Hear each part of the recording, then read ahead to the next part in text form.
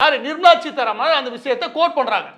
அப்ப கமலஹாசனுக்கு ஒரு நேர்மை இருந்துச்சுன்னா ஒன்னு ஈவே ராமசாமி பேசினாரா இல்லையான்றதை சொல்லணும். பேசலைன்னா பேசல அப்படின்னு சொல்லி மறுக்கணும். அப்படி ஈவே ராமசாமி பேசி இருந்தார்னா கமலஹாசன் என்ன சொல்லிருக்கணும்? எந்த மொல்ல மாதிரி எந்த நாய் எந்த சொறி நாய் தமிழ் அசிங்கமா பேசுறது அப்படின்னு சொல்லிட்டு செருப்பை காட்டியிருக்கணும். அப்படி காட்டியிருந்தா இந்த ஆளை பிடிச்சிருக்கலாம். கடை சொல்லி மேற்கோள் காட்டி சொன்னதுக்கு நேரா நிர்மலா சீதாராமன் தான் அதை சொன்னாங்க அப்படின்னு சொல்லி பார்லிமெண்ட்ல பிட்ட மாத்துறான். அதான் சொல்றல கமலஹாசனுக்கு இந்த கேடுகட்ட புத்தி இருக்கு இல்லையா, அதாவது எதையாவது சுழிச்சு விடுற புத்தி, இந்த புத்திக்கு தான் இவ்வளோ திறமை இருந்தும் இவ்வளோ அசிங்கப்பட்டு நிக்கிற. அதற்கு முன்பு தமிழ் படிச்ச பிச்சை கூட எடுக்க முடியாதுரா அப்படின்னு சொன்னதை யார் மறுக்க முடியும்? அப்படின்னா நம்ம ஓசிஸ் ஒரு வீரமணி ஈவே ராமசாமி. சத்தியமா சொல்றேன், இந்த ஆள் இந்த உடனே இடக்கு உடகா பேசுறாள் தான். யோ என்ன பேசுனீங்க வச்சுக்கவேன்? ஆமா பேசுனேன், நீ இங்கே விட நான் அமெரிக்காவில் போயிருப்பேன் போடா, நான் அப்படிதான் பேசுவேன் அப்படின்னு சொல்ற ஆள் தான் ஈவே ராமசாமி. தலைக்கரை பிடிச்ச ஆள் தான் வச்சுக்கவேன். ஆனா இவனுங்க இருக்காங்க பாரு, இவனுங்க இந்த கமலஹாசன் இந்த திமுக கும்பிடுக்காங்க பாரு, ஈவே ராமசாமி சொன்னதையே இல்லைன்றுவானுங்க. இப்ப மெயினா ஒரு விஷயத்துல வருவோம். அங்க போய் மொத்த உரை நீங்க பார்த்தீங்க கமலஹாசன் அட சூப்பரா இருக்கப்பா, அதுல எவ்வளோ கேவலமா இருக்குன்றதை கொஞ்சம் உத்து கவனிச்சு வச்சுக்கவே. இவர் அந்த மொழி நடையா பேசுறதுலையும் எதிகமோனையா வசனங்களை வைக்கிறோம் இல்லையா, அதுலயே நாம சிக்கிக்கிறோம் புரியும்.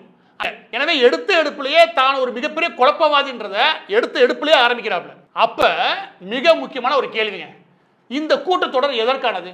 பட்ஜெட் கூட்டத்தொடர். நாட்டுக்கான பட்ஜெட் போட்டிருக்கோம், நாட்டுக்கான நிதிநிலை அறிக்கைகள் கொடுத்துருக்காங்க, அதுக்கான பட்ஜெட்டை உருவாக்கியிருக்காங்க. அந்த செயல் திட்டம் சம்பந்தமாக உங்களுடைய கேள்விகளை எழுப்பலாம். அதுல என்னென்ன திட்டங்கள் இருக்கோ அந்த திட்டங்கள் மீது நீங்க கேள்வி எழுப்பலாம், குறை சொல்லலாம். அதுல எங்களுக்கு வரல, தமிழ்நாட்டுக்கே இது இல்லை அது இல்லைன்னு கேட்கலாம், இல்லை உங்களோட குறிப்பிட்ட தொகுதி சார்ந்து கேட்கலாம். இதுதான், ஏன்னா அது பட்ஜெட் கூட்டத்தொடர்.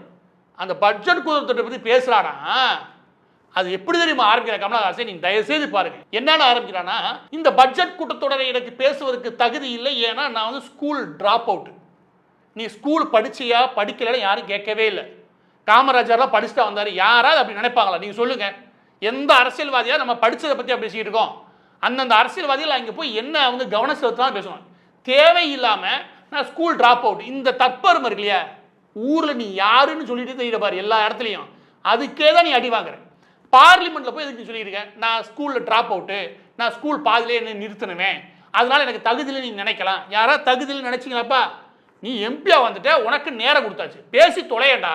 ஆனா எனக்கு தகுதி இருக்கு, இந்த வந்துட்டானா, எனக்கு அண்ணா சொல்லி கொடுத்துருக்காரு எப்படி பேசணும்னு, பெரியார் சொல்லி கொடுத்துருக்காரு, காந்தி சொல்லி கொடுத்துருக்காரு. டேய் கடைசி வரைக்கும் நீ பட்ஜெட்டுக்கு வர மாட்டியா? பட்ஜெட்டை படிச்சுட்டு வரலன்னு சொல்லி நாளைக்கு படிச்சுட்டு வந்து கூட கேள்வி தர்றா, ஆனால் ஆவியே வாங்காதரா அப்படின்னு தோணுச்சு. ஏன்டா 10 நிமிஷம் கொடுத்துருக்கானுங்க, அதில் அழகாக ஒரு 4 கேள்வி கேட்கலாம், அதை விட்டுட்டு இதுவாடா கேட்டானுங்க. எனவே இதையெல்லாம் நான் எவனும் பேசவே இல்லை. உனக்கு ராஜ்யசபா எம்பியா மாற்றி உனக்கு பிச்சை போட்டு அனுப்புனது யாரு?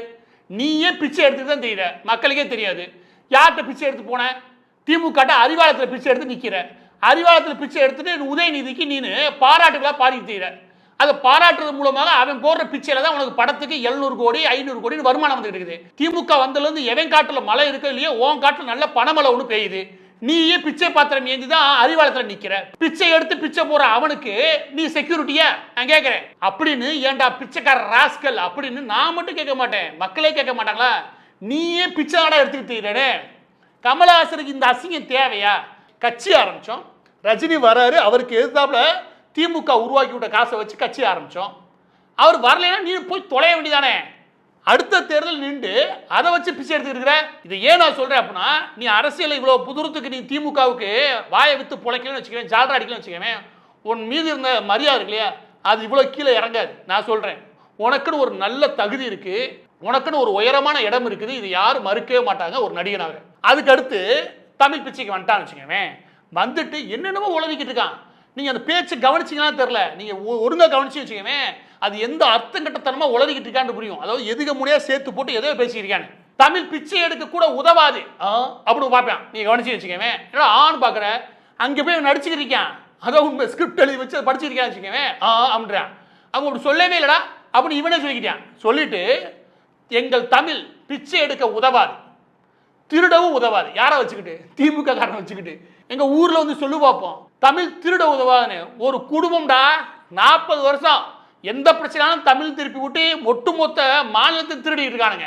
அவன் திருடவே இல்லைன்னு சொல்லி பார்ப்போம், தமிழை வச்சு மட்டுமே திருடி இருக்கானுங்க. அவன் திருடின காசுல தான் நீ பிழைக்கிற, அதாவது பிச்சை எடுத்து பிழைக்கிற. அப்ப திருடுறியான் தமிழை வச்சு அவன்கிட்ட பிச்சை எடுத்து தின்ற நீனு போய் தமிழை பத்தி பேசி திருட முடியாது அப்படி எங்களை முட்டாளாக்க முயற்சி பண்றேன். அதுக்கடுத்து கமலஹாசன் சொன்னது எனக்கு சுத்தமா புரியவே இல்லை. இந்த இடத்துலலாம் நான் சொல்றான், தமிழன் பிச்சை எடுக்க மாட்டான், கமலஹாசன் ஓட்டை விற்க மாட்டான். டேய், பட்ஜெட் கொடுத்தவரில் என்னதாடா பேசிக்கிட்டு இருக்க? நீ பேசுறத பார்த்தாலே காண்டாகுறா. நீ வசனம் நல்லா பேச, நானே ஒரு 2 தடவை பார்த்துட்டேன். அதுல அர்த்தம் இருக்கான்னு பார்த்தா ஒரு அர்த்தம் இல்லைங்க. தமிழன் பிச்சை எடுக்க மாட்டான், கமலஹாசன் ஓட்டை விற்க மாட்டான். உன்னை யாரா ஓட்டை விற்க சொல்லி கேட்டா நீனே தான் வித்துட்டியே. உன்னையே வித்ததுக்கு அப்புறம் ஓட்டை எதுக்கு விற்கிற நீனு? இப்ப எதுக்கு அதை பத்தி பேசிக்கிறீங்க? அது எதுக்கு மூலம் வருதுல? பிச்சை எடுக்க மாட்டான், ஓட்டை விற்க மாட்டான், அப்படி சேர்த்து விடு. திரும்ப சொல்லி அந்த ஆளு பேசுறதை நீ கவனிக்கல. கடைசியா சாபம் விடுகிறேன். ஆனா சாபத்தில் எனக்கு நம்பிக்கை கிடையாது. குழப்பி உன்னை விட ஒரு நடிகன், மிகச்சிறந்த நடிகன் எவனுமே கிடையாதா? திரையில கிடையாது, இங்கே நல்லாவே நடிக்கிற. நீ நடிக்கிறதுக்கு 4 வருஷமா தீனி போட்டிருக்கானுங்க. வாங்கி சாப்பிட்டு ஒரு ஓரமா உட்காரு, அறிவாலயத்தில் 4 சீட்டை தூக்கி போடுவானுங்க. ஒரு 30-40 கோடி தூக்கி போடுவாங்க எலெக்ஷனுக்கு. அதையும் வாங்கிட்டு போய் கவ்விக்கிட்டு போய் ஒரு ஓரமா உட்காரு. நீயே பிச்சை எடுக்கிற. திரும்ப சொல்ல, நீயே பிச்சை எடுக்கிற.